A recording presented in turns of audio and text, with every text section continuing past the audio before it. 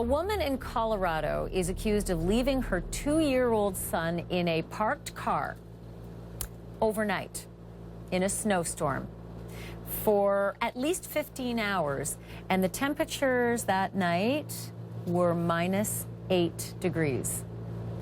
Nicole Alexandria Carmen, obviously not looking her best in this mugshot because she is facing a lot of trouble. The details are a bit confusing. Safe to say she was wandering around. She was caught on a surveillance video at a gas station, mouthing the words or saying the word Target. Just so happened that that car with her baby inside was parked at a Target and left at a Target. It snowed at that Target, about 6 inches worth of snow on the top of that car, because at least 15 hours later, authorities finally found that car and finally found that little boy. And that little boy had hypothermia and also frostbite to his little foot. That little boy was just 2 years old, and Nicole Carmen is now facing felony child abuse charges. Joining me again to talk about this, Robert Schock and Yodit Tewolde. So before I ask you any questions about this case, this mother apparently was supposed to be going to work and had a babysitter. She was going to be taking the little boy to the babysitter, and somewhere along the way, she's admitted to pounding shots, and then everything gets confusing. She told the police stories that weren't true, and that cost her some time in terms of finding this child, and ultimately she came clean. I want you to hear the police radio traffic as they were trying to find this little child. Have a look. We're getting conflicting information where the vehicle's parked at. She left her 2-year-old inside, and she said she walked all night for gas. Now she's changing her story. Okay, I'll be in the area checking. Here we go. Changing her story. I grew up in Winnipeg, Canada, where it's -30, and I know that you can lose your limbs from frostbite, and I don't know if that little 2-year-old is going to lose his foot from frostbite, but there has to be something more than felony child abuse to this. I don't understand where the obstruction of justice is. I don't understand the hindering the investigation.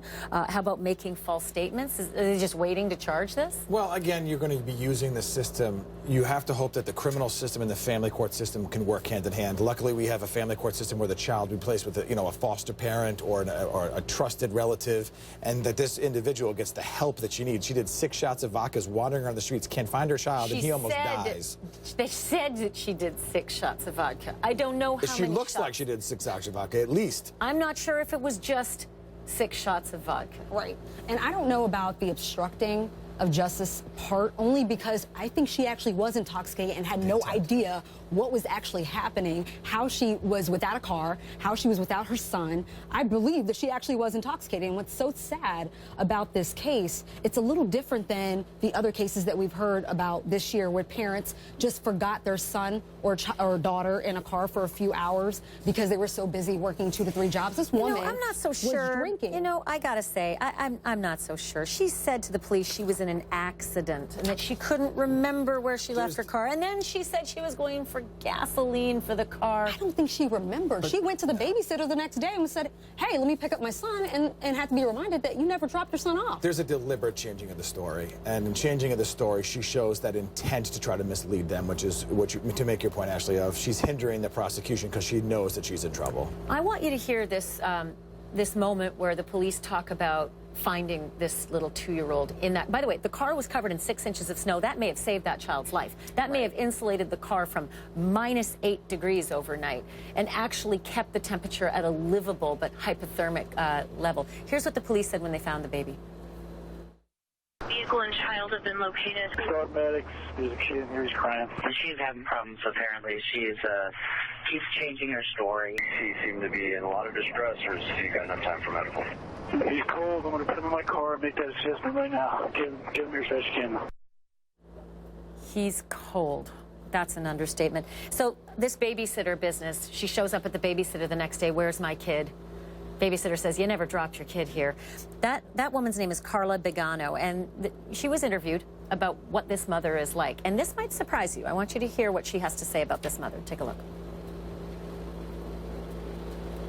She discovered she lost her child, and I discovered it wasn't a joke, and I called the cops. I don't know how she thought he was here. I wasn't in her state of mind. She never brought him to me. I wasn't in her state of mind. She is a wonderful mother. She's a wonderful mother. We'll see what the justice system has to say about that.